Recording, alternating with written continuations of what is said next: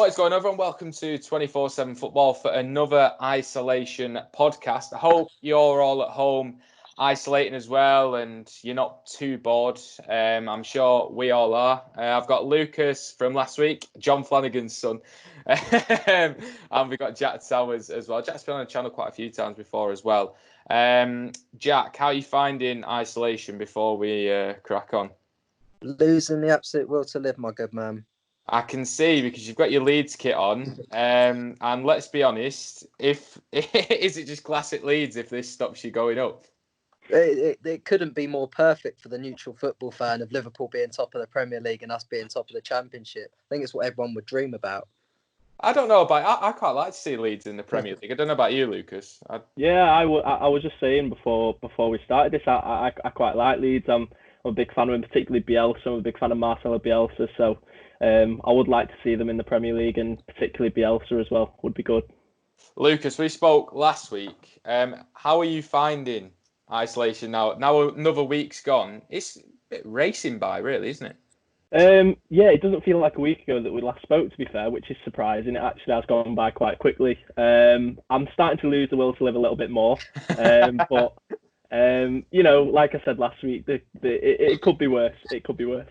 So on this week's podcast, the big talking point is in Europe, with obviously the German Football Federation saying football will be returning early May, which is, fantastic news for them. We're not going to speak about whether we think it's safe, whether it's the right thing to do, because ultimately we don't know, and we're not going to pretend to be scientists on this podcast. So we'll talk about what it means to have a bit of football back in our lives. Also, Dutch football, the news coming out from there. And we're also going to be discussing that Concept England kit, which I'm sure you've all seen, which is a beauty. I believe that it was real. It's not real. But should it be real? So we'll be discussing that as well. So German football's back.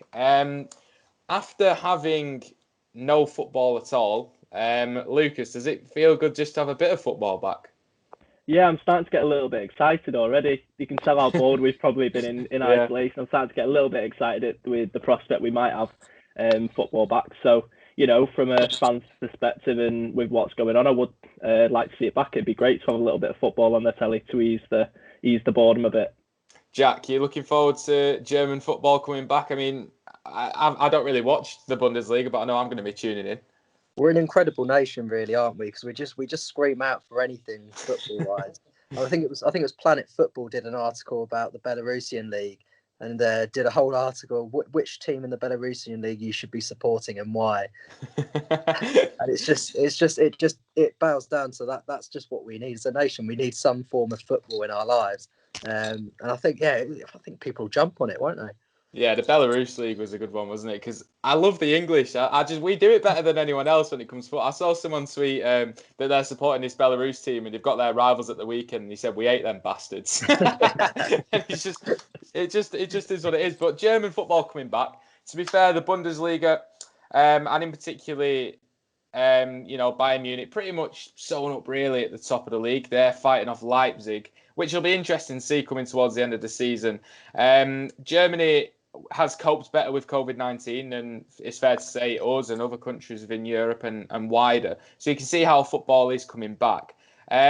So what football team from Germany are you going to be supporting, Lucas? I'm sure you're going to take a keen interest in one team.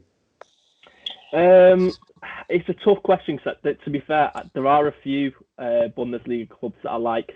I've always been a big fan of Dortmund because of the way that they go about their transfer policies. Yeah. The sporting director, Michael Zorc, I'm a big fan of. So I quite like Dortmund. Leipzig, I've taken a little bit of a liking to this season because of the manager, Julian Nagelsmann. Of course, was at Hoffenheim last season. Came across him at City as well when we played them in the Champions League last season. Brilliant young manager, 32 years old. It's unheard of really in the professional game. You get a manager didn't have a playing career either, did he? No, his career was cut short by injury. So he was kind of forced through starting to manage youth football at Hoffenheim, worked his way up all the way into becoming the first team manager and did a really good job there with them. Been rewarded with the Leipzig job as well. So There was also a rumour I saw, how true it is I don't know, that Real Madrid were actually after trying to get him in the summer, and he ended up turning it down to go to Leipzig. How many 32-year-old managers would turn down the prospect of managing Real Madrid to go to Leipzig?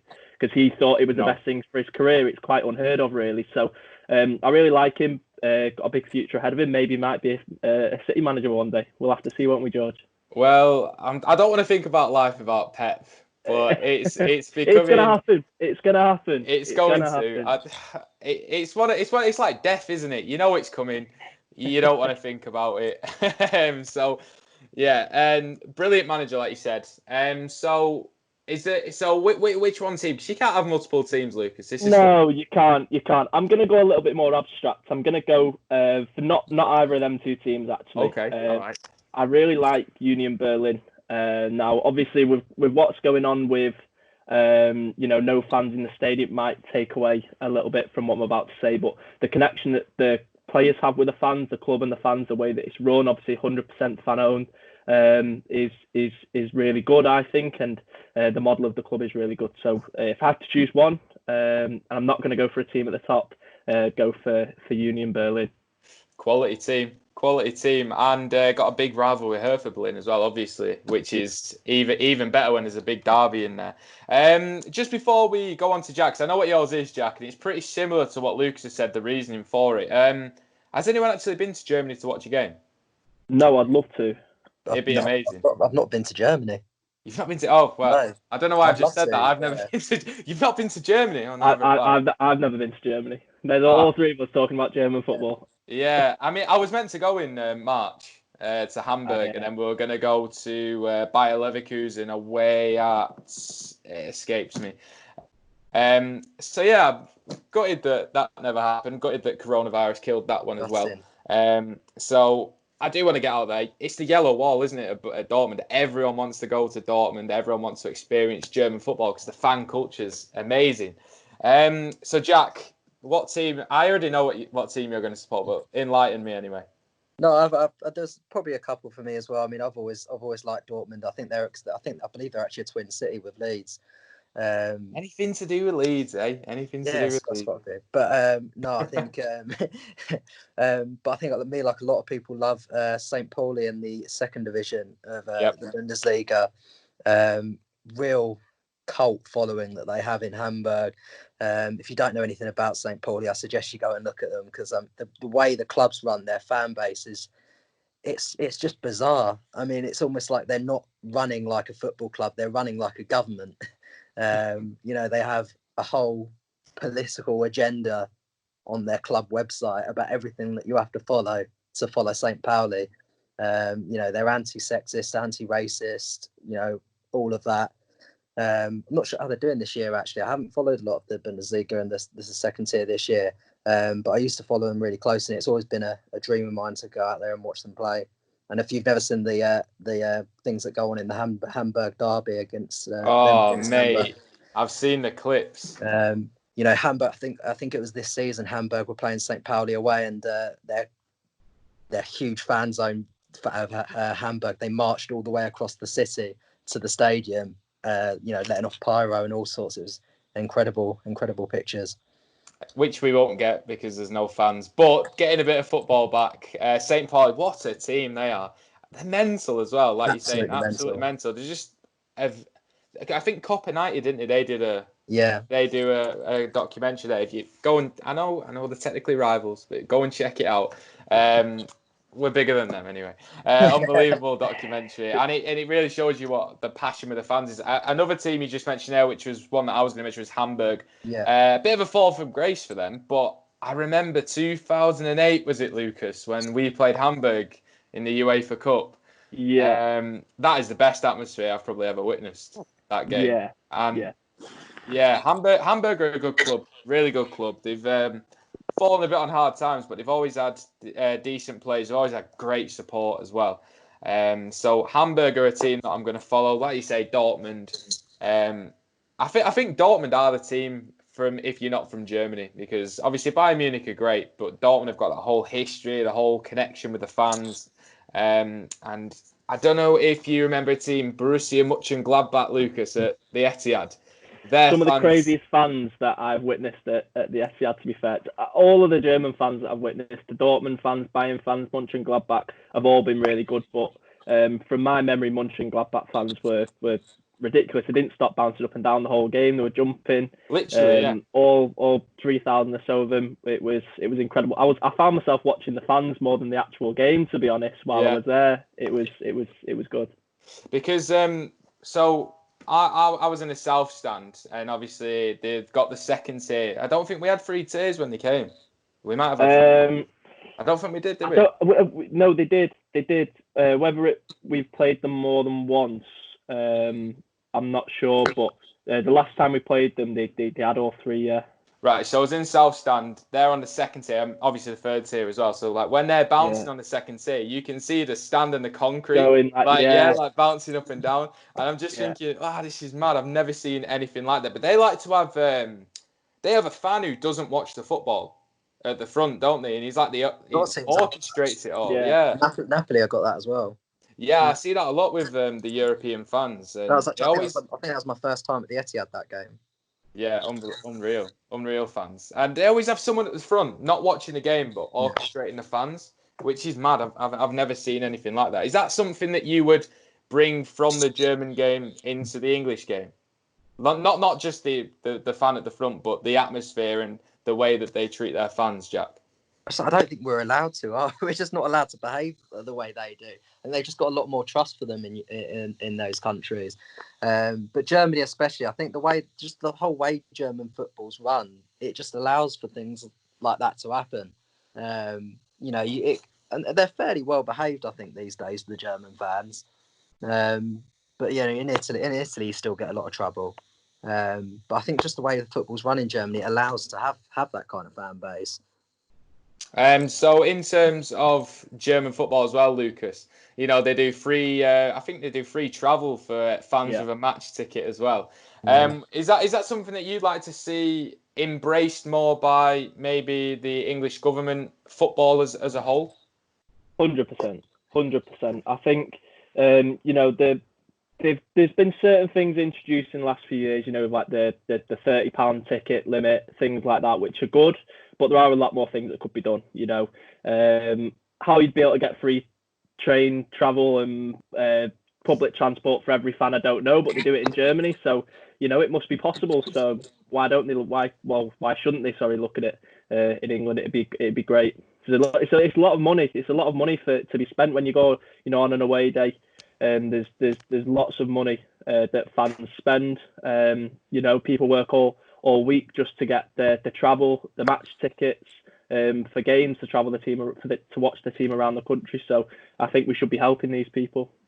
German football as well. I think they have the cheapest season tickets around. I think Borussia Dortmund's like, what is it, €110, something like that? Yeah, I think Bayern's similar as well. Mad. Yeah, it's just absolutely crazy. I suppose we've sort of grown up with English prices and it as a business, but German fans really, they don't treat it as a business. They've got the 51% rule as well. 51% has always got to be owned by the fans, which is, again, brilliant to see. So, Lucas, you're going with Union Berlin. Yeah. Jack, you're going with St. Pauli in the second division. Yeah, I think I'm going to go with Hamburg. So, technically, I hate you, Jack. You always have. Well, that's true. That is true. Dutch football, they've said that there'll be no promotion, no relegation at all this season. I think they did give the league title away, though, I think they ran away with it anyway. Jack, if that was to happen in England, they haven't. They've not given the league title. They just voided it. Oh, they voided it. Oh, I thought they gave the league title away. Okay. That's even... Yeah, I wasn't sure what was happening there, actually. Even stranger. Do you think, Lucas, the Dutch football have come to that conclusion because there's not as much pressure financially in the Dutch league with big TV companies compared to where the Premier League's at? It's hard to say without knowing all the facts, but potentially. I think probably they've just realised that there's so much to think about. It's such a complicated situation. The only realistic resolution for them might have been to postpone the season, which I think, to be honest, is probably a sensible decision. But of course, we would all like to see the seasons finished where possible. So I think the other leagues, like the Premier League, the Bundesliga, are looking to try and finish where they can. But I think probably it's a sensible decision from the Dutch FA, whether we like it or not. Jack, how fuming would you be if that happened in England? No promotion this season for Leeds. I mean, I know there's going to be a big legal dispute should that happen, but if that were to happen, how would you feel? Yeah, if they voided it, yeah, it would be difficult. But then I think I'd be equally annoyed if they just said, "Right, you're up." You'd be annoyed if they said you're up. I wouldn't be annoyed. I'd obviously be happy we're in the Premier League. It would just be a huge anticlimax after waiting so long to get promoted, and then all of a sudden they turn around and say, "Yeah, you're up."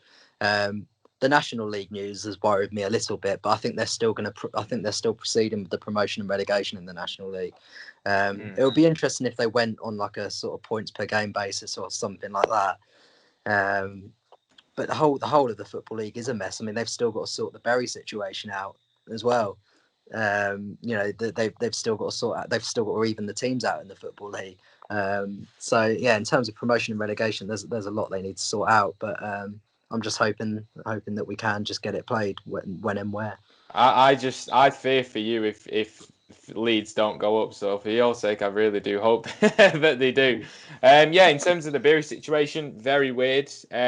Lucas, I know we spoke about it a little bit last week. Barrow, pretty much nearly confirmed as champions in the National League. Probably you'd say the best team out of the division this season. The football that they've been playing has been brilliant. Do you think they've got a strong case to feel aggrieved should they not go up? Yeah, 100%. I think any club in their situation would feel the same. You play all season, training for that goal to get promoted.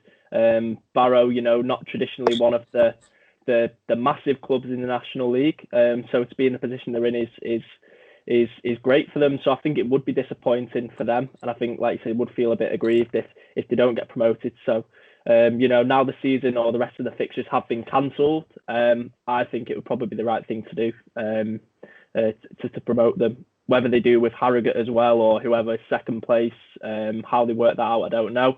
But I think definitely for Barrow it would be worth. I think they should go up. Sorry. Yeah, I saw the Chester manager. You know what? I should remember his name. Both the names. There's Bernard Morley and Bernard Morley and who is it?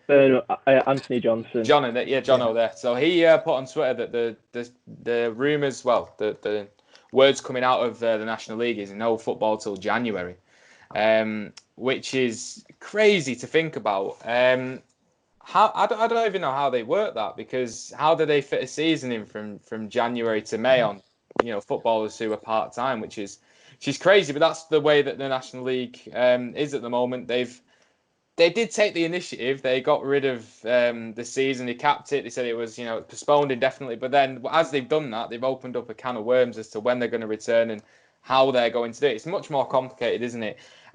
So the contract situation in non-leagues is a lot more complicated as well, because exactly they've got that in the Football League and the professional game. They can continue to play players' contracts if they need to. They can't afford to overpay contracts. If a player's up on their contracts in the National League, they can't afford to just keep paying that contract. They just have to let them expire, and I think that's the reason. One of the main reasons they voted to end the season, so they can just let the player contracts expire and they don't have to continue to pay for them. Sad news coming out this week as well, obviously, with Real FC. They're going out of business, not going to be a club anymore. They've started the formal winding up procedures. When I spoke to Real fan Cameron, he was saying, it wasn't a surprise they had the financial troubles before COVID-19. Lucas, you're expecting a lot more clubs to go into the same position. I know we're not obviously financial whizzes and we know the finances and accounts of every club, but there's clubs struggling before this even happened. Yeah, I think it's inevitable, to be honest. Clubs particularly that don't have huge fan bases and huge sponsorships coming in. It's going to be tough. There's a lot of these clubs rely off gate receipts. The money they get through through the gates on a Saturday or a Tuesday or Monday night, whatever it might be. So I think it's inevitable. Unfortunately, we probably will see more clubs going into a similar situation, which is a shame. But unfortunately, that's just the reality of the complex situation that we're in. Jack, you work for an FA as well. In terms of actual football locally, are you scared? Are you worried for the state of English football going through the other end of this? Yeah, I mean, luckily we've not heard too many negative stories coming from Sussex at the minute as regards to clubs struggling financially. With obviously the grassroots side of things being voided completely. Steps 3 to 7. There's quite a few of our clubs affected. We had Worthing top of the Isthmian League. We had Eastbourne Town doing very well in there respectively. We had a lot of teams that weren't always doing that well that was suddenly doing well. Worthing had never been in the National League, I don't think, and they were all of a sudden about to be promoted. But yeah, we have all our county cup competitions that have been affected that we've had to suspend, and now we're trying to work out a way where we can have our county cup finals played as part of pre-season for next season. What is the I don't know if you can answer this, but what is the situation with local FAs at the moment? In terms of the English FA, are they scared for the future of those organisations financially, or does everything seem like it'll just tick over? The future of county FAs. Yeah. I mean, we were going to struggle financially if we continued to be. If we continue to be paid in full. So, we've all been furloughed now. Most county FAs, I think, have put their staff on furlough. And that's, to be fair, that's the only way we can really survive. Most of our income comes from, coaching courses and things like that. Certainly with us, our biggest income is coaching courses. When there's nothing running, there's no income. We're a not-for-profit organisation. So, we're hoping that the furlough will be as temporary as possible. Yeah, like everyone's been mentioning, Lucas, you said last week, businesses are going to struggle. Everyone's going to struggle with COVID-19. So just before we move on, obviously, to other bits, how much, Lucas, are you actually just missing being in the Etihad, just being on the terrace? A lot, to be honest. I think it's hard to describe how much, to be honest, and it's. It's not just me. It's you. Everybody, that's involved with football will be missing that part of their life. So it's tough. It's tough, isn't it? It's tough without being able to watch football and not even have anything on TV. I think, like you mentioned last time, it's great watching City v QPR, but there's only so many times that you can watch it because you just know what's going to happen. So without having that live sport and that sort of, you're not knowing what's going to happen, it's hard. But the positive thing is, eventually it'll be back and we will be able to go back and, watch some games at the Etihad again. What do you miss most about going to the game live? If you can narrow it down to just one. Just one. It's tough. I mean, just having a beer at the game and, just talking to the people around you and getting people's opinions is good. Giving some flack to the away fans as well is always quite fun. So, just the little things, that you kind of take for granted sometimes. That's probably what I miss most. Jack, what do you miss about going to the games at Ellen Road? If you can narrow it down to one. Yeah, very similar. I miss that atmosphere, just that buzz of match day. You can't beat that feeling. It's just, you only get that feeling from that, and it's very similar. I just miss being around other Leeds fans, having a beer, just meeting new people, and just that whole atmosphere of match day. And I've had to accept. I've pretty much accepted I'm not going to see my team promoted now. I'm not going to, even if we get promoted. You're tugging on my heartstrings, eh? Yeah. But yeah, no, just the whole atmosphere of match day, it can't be beaten. Yeah, if I had to narrow it down to one, two, I'll give it two. So the first one is I miss the dodgy shouts from the crowd. Should have gone to Specsavers liner. It's just you always get a Specsavers shout. That's best in non-league. Oh yeah, exactly. Always. And I really miss the sound of everyone getting out of the seat when there's a chance. You just hear it Yeah. echoing around the stadium, and then there's like just that short pause from like, "Go on, yeah!" It's just that short pause. I do miss that. You know the other one as well. When there's a pass out to the fullback, from across the pitch, and everyone starts clapping around the stadium. Everyone starts clapping. Oh, I miss Gary Neville as well when there's a dodgy tackle. It's like, ooh. Yeah. I do miss those bits about football. He's going to be disappointed when he sees that back, the referee, things like that. Always says that. You are right about when a player switches plays. Like, honestly, the most simple passes, get well played, brilliant. What a player, brilliant, claps all around. You know what I mean? Oh, brilliant. So puts us brilliantly onto that England concept kit. I'll put it on for the screen now for everyone watching. What a beautiful kit that is, and I'm disappointed that it's a concept kit. But if that was an England third kit, Jack, would you buy it? Oh, just beautiful. We've had one similar. I swear. I think we've had one that colour at least. We've had a black one before. But yeah, it was just that sort of neon-y colour that came with it. It's it's very smart. Very smart. Lucas, would that have to be copped? 100%, definitely. Was... those types of kits are nice. I don't know if you saw Dortmund brought out a similar one. I think it was a anniversary kit. No, it was 100 years, 125 years. All black, wore it for one game. Beautiful. So all kits like that are nice. As much as I hate to say it, Liverpool brought one out as well, and that was actually, for a Liverpool kit, really nice. So I don't know whether I should have said that on the internet. Chelsea's actually as well. Do you remember Chelsea's anniversary kit for the FA Cup? The yellow socks that they had it on this season. Yeah, that was nice. Yeah. So, what is the nicest kit you've probably ever seen? This is hard because I didn't even tell you I was going to ask you this before the podcast. If you had to narrow it down to probably the nicest kit you've seen from when you've been living, I won't go right. Is it of all time or from our club or? All time. I'm gonna find it hard not to go for a City kit, to be honest. I know. I was only talking about this the other day, and I've got my own personal favourites, but a really good shout that came up was City's third kit from. It was initially 09 to 2010, but we wore it for the season after as well. It was white kit, red and black. Yeah. Diagonal sash across. The sponsor was only very small under the back as well. Yeah. So I really like kits like that. Like the classic style of kits. So I think I'd have to go for that personally. Being a City fan, I'm a little bit biased. Yeah. Jack, I mean, if you have to. My favourite one's one I own actually. It's from the 90s. It's a classic Tony Yeboah kit, blue and yellow stripes. Oh, you own it as well? Yeah, it's Thistle Hotel sponsor, blue and yellow stripes, beautiful kit. But special mention for our away kit, our black and pink away kit this year. It's our highest grossing kit of all time. It is nice. It is nice. What would you say is the nicest kit outside your club then? Because outside my club, you've tried to escape that one there by just going to your club a little bit.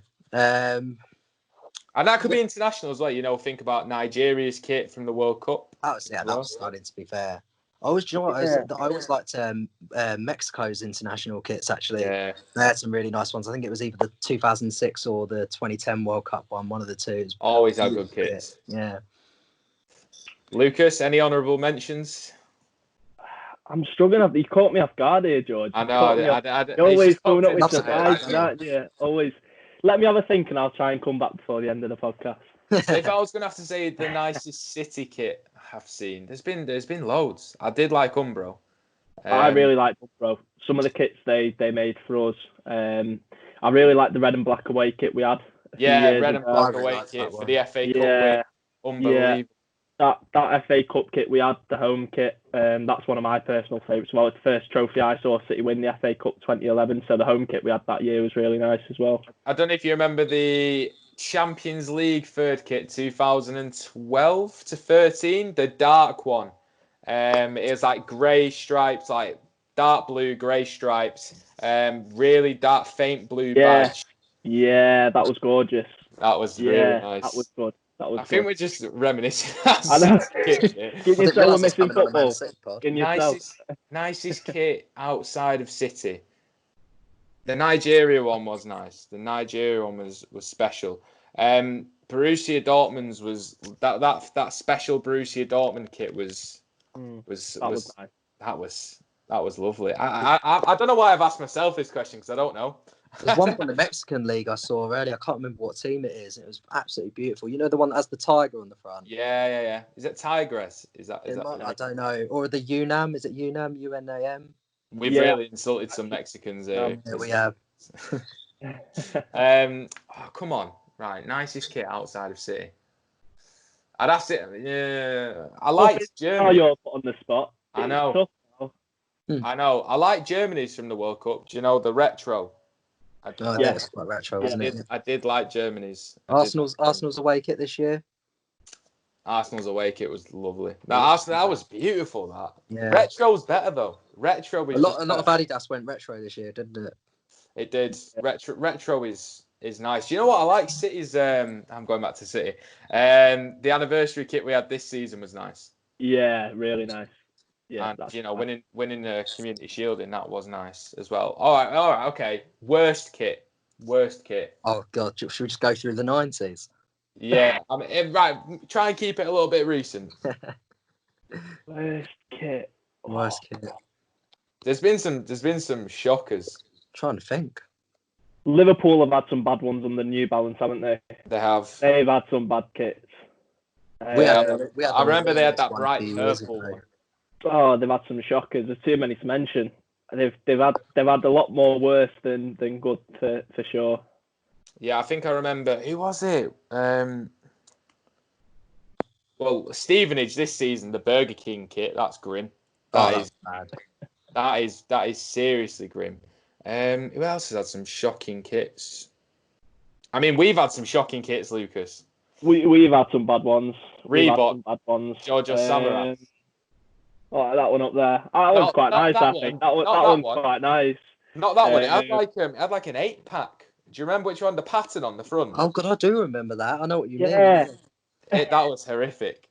We've had some shockers. To be honest, I think as much as I really like the Kappa kit we had, when we beat Gillingham in '99. I think that's a really good kit. But I think a lot of people say it was disgusting at the same time. Well, are you only saying that because of the moment? Well, that's it. I think especially with myself and a lot of other City fans, people really like that kit because they associate it with that great moment. So the actual look of the kit, it's not your standard kind of combination of colours, is it? It's not often you see kits like that. So I think a lot of people would maybe say something like that. Orange and purple Nike third kit was horrible. Awful, absolutely awful. That wasn't a nice one at all. We had one so bad in 2014. It was like a gold sit colour, made by Macron. It was our away kit, and it was horrible. It was so bad. They were giving it away for free at the end of the season. I remember seeing that. That one was disgusting. That was a horrific season as well. So bad. Yeah, that was Neil. We had Neil Warnock that season. He led us to 15th. Very inspiring. Oh, you've had some shocking seasons. You really have. And when we go about worst badge, Jack, the new Leeds badge that was going to be brought out there. Oh, that was. I didn't want to bring it up, but we have now. That was poor. Awful. That was really poor. What did you actually think when that? I think, did we do a video on it? We did. My meltdown's on the channel somewhere, mate. Yeah, it is. But going back to it, what did you actually think of that? What was the general reception to it? There wasn't. It was no good. There wasn't even one of them where some people were saying, "Yeah, it's all right." It was 100% negative feedback. Not a single person wanted that badge, and it was scrapped within 6 hours of being posted on Twitter. It was brilliant. It was grim. I don't understand how they can get something so wrong. Like, you surely have consultation with fans and you get some opinions before you make it. But honestly, it could not have been worse. It could not have been worse. The worrying thing with that is they did have some consultation, but the consultation they said they had wasn't even anything to do with the badge. They were asking fans about what it meant to be Leeds, and it was nothing to do with the badge whatsoever. Didn't they say like 1,000 people consulted? Yeah. Like so many hours put in. Like it was horrific. It was so bad. as part of like PR flops and like announcements, that's got to be up there with one of the worst, the worst I have ever seen. I'm trying to think of a flop worse than that in terms of on socials. No, certainly that's been scrapped as well, because there's been certain, like, we've seen bad kits and things like that, but and never been scrapped. No, I think in recent times Liverpool furloughing their staff, that was taken badly, and they reversed that decision. But yeah, that Leeds badge one was horrific. Lucas, have you thought of your best kit yet? No, I'm struggling. I think I'm gonna have to go with that City kit. I'm struggling to think of one that's better. I know I can't think of one, George. So I'm just gonna have to go with City. I'm just gonna have to go with that. Talking of bad kits again, do you remember that era where Liverpool had a load of really, really awful away kits a few years ago? There was that white and light blue one that was just horrifying. Horrible, absolutely. I don't know. Right, this one divided opinion. Newcastle, their yellow away kit. Do you remember it? From when? From 2009. Oh, yellow, like different shades of yellow. Oh, yeah, it was like 2 different shades of yellow, wasn't it? I liked it. I did. I liked it. I don't know. What? I don't know. You liked it? It was all right. Lucas is in full despair. That was shocking. That is actually probably the worst kit I've ever seen. That is probably it. That was horrific. Absolutely horrific. It wasn't great, was it? Oh, it's come up as well in the worst football kits. I didn't mind it though. I did. Oh, actually, yeah, Hearts. Does anyone remember that one? Oh, that's I don't. I do remember that. That one got some grim feel. Do you remember Norwich had that kit a few years ago? I think it was a third kit, and it looked like a McDonald's employee's outfit. Yeah, it might have been that one. They were paying homage to a former kit, weren't they? It was absolutely awful. It wasn't nice at all. I'm just going through the worst kit. Yeah, do you know what, Lucas? Our third kit this season. What do you think? I don't think it's one of the worst of all time. Don't get me wrong. I don't think it's one of the worst of all time. But it's not. It's definitely divided opinion. Not good. It's not good. The kids loved it. Like it. Yeah. The kids loved it. Yeah. I didn't. Yeah, I couldn't really get on. But is it this Norwich one that you're on about? Yeah. Even if it's not, that's a shocker. I'm looking through now, and Norwich have had some shockers, absolute shockers recently. They've always had bad away kits. You'd want to look at their ones in the 90s. That was horrifying. Do you know what? They're coming up a lot. David Stevens' Old England kit. That's a shocker. Goalkeeper kits back then. People get paid for that. People get paid to come up with that. I know. A good kit that's just come up actually from this season. I don't know if you saw PSG's third kit, the white one with the red and blue. Nice, Jordan. PSG have had some banging kits. PSG have had some good ones recently. I'm not massive on night kits, to be honest, because generally they're all just templated. They're all just the same, aren't they? They're going away from that, aren't they? Are they? Right. Yeah. They've announced the next season. They get rid of us, and now they're all of a sudden going away from the templates. But yeah, it looks. It does look good. I remember. Do you remember that horror? Oh, you see, I liked this one, but not many did. Oh, I remember that. Yeah. Well, you compare that to Cities and shit. It's not. Yeah, but I don't know what it is about Cities. I'm not too keen on it. But that was that was beautiful. And Barcelona's away one this season's nice. The yellow one. Oh yeah. Diagonal stripe. You know a kit that could have been really nice that got ruined. Newcastle's own kit from this season with a big sponsor across the front of it. Yeah. Without that sponsor, I think that's a beautiful kit. To be fair. Yeah, because originally when it was leaked, it didn't have a sponsor on it. Exactly. Yeah, and then they come out with the massive sponsorship across the front of it. Well, Mike Ashley, and money. He's not going to stop, is he? Which is. George, I've just come up with one. Crystal Palace away. We've spoke about this at work. Yeah, Crystal Palace. Again, red and blue on it. They've had some good kits. I've got to say that is probably one of the nicest kits I've ever seen. I really do. Yeah, it's a good one. I think that is one of the nicest kits I have ever seen. That have you seen it? Jack? I'm not sure what one you're on about actually. I had the photo of it here. One sec.